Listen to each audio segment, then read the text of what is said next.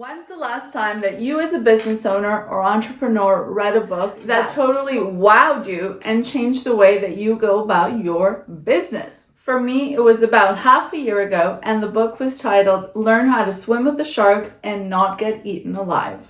And in today's video, I'm going to pass all that knowledge of reading hundreds of pages of the book to you and tell you why I think this was such a really good book for you to read as a business owner or entrepreneur.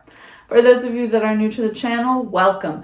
My name is Pam Matani. I'm a lawyer and of course the founder here at Graphene Business Law, a law firm working with entrepreneurs and business owners virtually and across the province of Ontario, Canada. Of course, unless there is a federally regulated matter you're dealing with, such as charity law, bankruptcy law, and so on and so forth, in that case, we can help you all across Canada, and you don't even need to leave your home. Now, when it comes to this fabulous book we're talking about, I've been reading business development books, I want to say since I was 9 years old. It was the only kind of reading that ever really interested me because it was it was the type of reading with such tremendous real life application. And not just by the business sense, but I found that you could never really go too far in the business world without psychology, philosophy, all these other fundamental concepts being woven in as regards what you would expect. The businesses are one thing, but then there's the humans running them. So I can easily tell you, I have read, if not hundreds, dozens of business development books.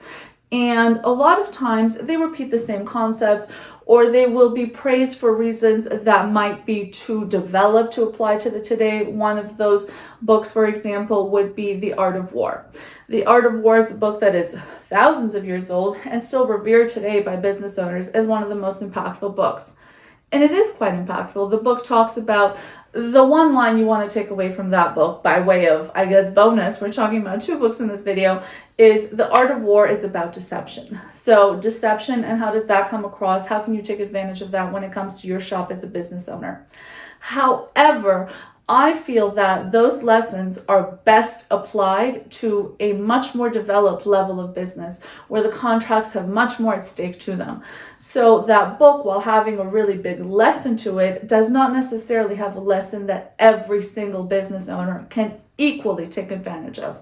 So that's what I mean. All books are helpful in some way. There's a quote that I read when I was in high school. I came across when I was in high school that said, it's impossible to open a book and not learn something about it. It's impossible to open a book and not learn something. And I remember I had a smartass in my class at the time. And he opened a book, flipped it right to the back cover and said, look, I opened it and learned nothing. And I remember thinking, well, you just learned you could go through a book and not learn anything. You did just learn something. All that to say, all books have lessons to them, but the one I'm going to talk to you about today is one that I feel is particularly helpful to those at the beginning stages of their business life. And here on Graphene Business Law's YouTube, we have two main playlists. One is geared toward the more experienced business owner. One is geared toward the beginner business owner. And again, today's book that we're going to talk about, I feel is a lot better geared for the beginner business owner. Why did I love this book? The book, when it comes to formatting, it had one of my least favorite kinds of formatting. It's one of those books where in the midst of 250 pages, it has like 60, 70 chapters because every chapter is 3 or 4 pages. So it's that I feel can really ruffle the orientation of the book a little bit, but I stuck with it and it got better and better and better. The other reason I don't like books with so many chapters, because usually each chapter has its own kind of lesson, and what are the chances that I'm going to process, remember, and incorporate 70 different lessons from 70 different chapters? I can tell you right now, 0. However, it's the main takeaways from the book that I remember reading and going, So let me share that main takeaway with you.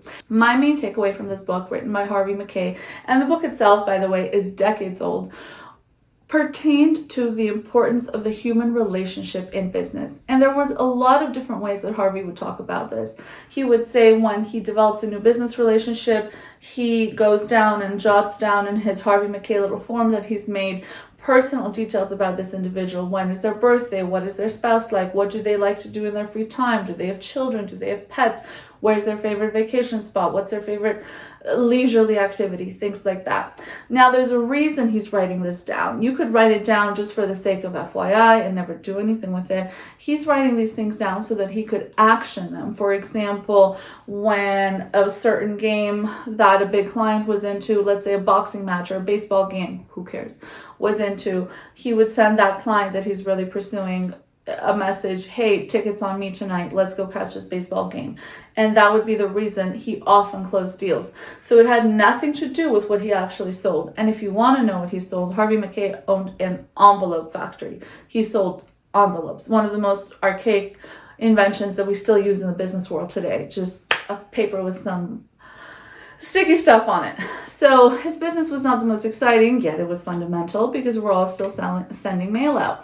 And again, what would help him close a lot of deals had nothing to do with him telling the other party, you know, we sell the finest envelopes. The paper is so thick, it won't rip. It was never that. It was talk about what the other side enjoyed talking about. So within that big scheme, or that big overall lesson of the book being the human relationships that drive the business relationship, one of the main takeaways I have was the importance of the personal touch. And it's something that, you know, you think that, oh, don't I already know this? Of course I already know this. However, we still fall off. I'm a lawyer with a successful law firm here at Graphene, but I also do other businesses. I also have other personal priorities for individuals in my life, and so on and so forth. So even I, once in a while, can forget the basics. You know, you just sometimes focus on doing a really good job for your client, and then you let them free in the world with the understanding that, of course, they're going to come back. I just did the best job for the best price, and so on and so forth. However, that personal touch really incentivizes your business interests, whoever, whether it's a vendor or a partner, whatever the case is for you, to come back and come back with a smile. So that was a really big lesson for me, a big reminder for me within the prism of those human relationships. Another lesson within the category of human relationships that I'll share with you is that he reminds us of the importance of the fact that you are selling solutions to these humans. Very rarely are humans buying because you, as the seller, are the most interesting, fabulous person on earth. Individuals want the solution you're providing, and they're going to go to that person providing the best solution, so long as the price makes some sense, of course. So for you as a business owner, when you market, I feel that a mistake a lot of business owners make that leads them to be very frustrated is this understanding of, you know, I have the best product, I'm the smartest guy in the room, I'm so well educated, I have 25 years experience, and so on and so forth.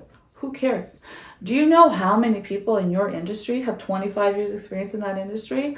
Depending on your industry, of course, could be millions, could be thousands, but at any rate, you're not even going to be like a 0.001% of the number of people that share the same exact skill set as you in a certain industry.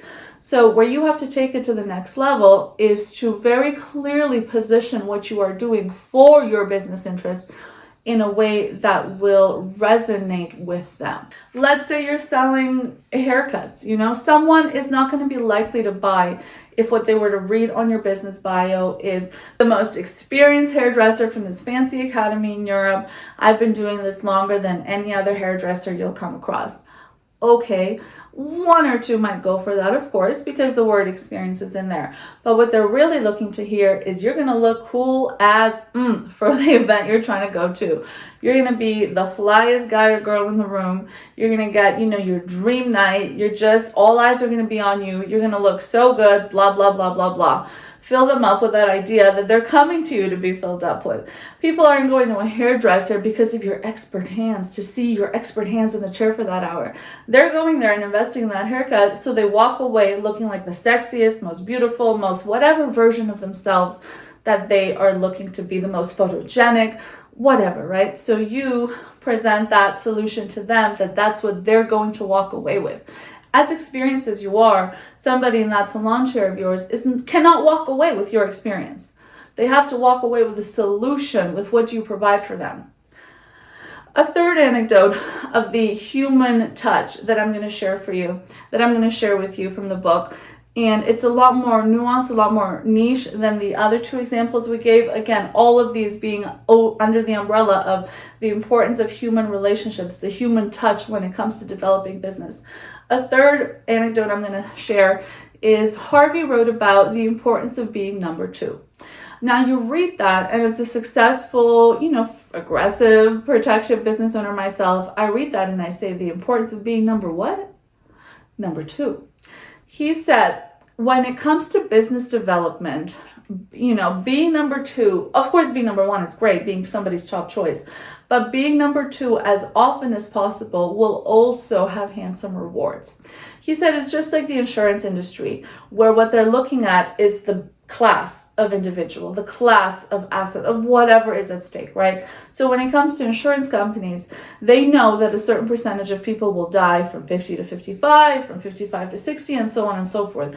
They don't have your name in that hat. They don't know who exactly these people are, but they know that certain percentage blocks will start to shave off after 50 and dramatically so after 80, 90, and so on. So he said the same goes for being number two when it comes to business. Studies had shown, Harvey cited the study that indicated that at least or around one of those qualifiers, 34% of the time, number two gets called up to bat as number one.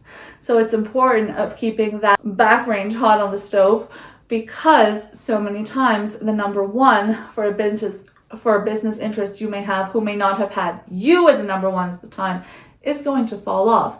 Business relationships could break. There could be conflict. The number one could die. The number one could relocate. The number one could change professions altogether and go from being, the number one accountant of choice, if that's the business you're in, to wanting to be a master gardener, right? So there's all these circumstances. We don't know who those number ones are that are going to fall off for your business interest, but you know that if you are someone's number two, 34% of those times that you're someone's number two, you're going to get called up to bat as number one. So if you're someone's number two 3 times, you're going to get 1 time called on average. If you're someone's number two, so if you are number two to 200 people, well, 34% of that, roughly 1/3, what is it? 67, give or something like, it's not 70 because that'd be 210, and it's not 60 because that'd be 180. 60 something times you're going to be called up as a number one. So again, imagine in that scenario the importance of being number two. All the while you are number two, you still have to, as those ranges are with the back plates that warm your food, you still have to keep that dish warm, meaning you still have to dish out the personality, the care, the human touch. If you can read the book, I suggest you read it. I just bought mine off of Amazon. You can too. And it was really an impactful book. Again, compared especially to the fact that this was not my first business book ever. So it's not like it's the first thing I read and I'm thinking, wow, this would have been my 198th business book, and it still wowed me. So I think that's saying a lot. I encourage you to try for yourself. Needless to say, I have absolutely nothing at stake. There's nothing linked on this video or anything like that. And Harvey Mackay is still alive today. So if you like what he said in this book, he's had other publications and maybe he's still kicking around and put something else out there. But I wanted to put this video out there. Of course, we're a firm that helps business owners and entrepreneurs, and I'd love your opinions on whether this was helpful, because now we're talking about the business development front, right?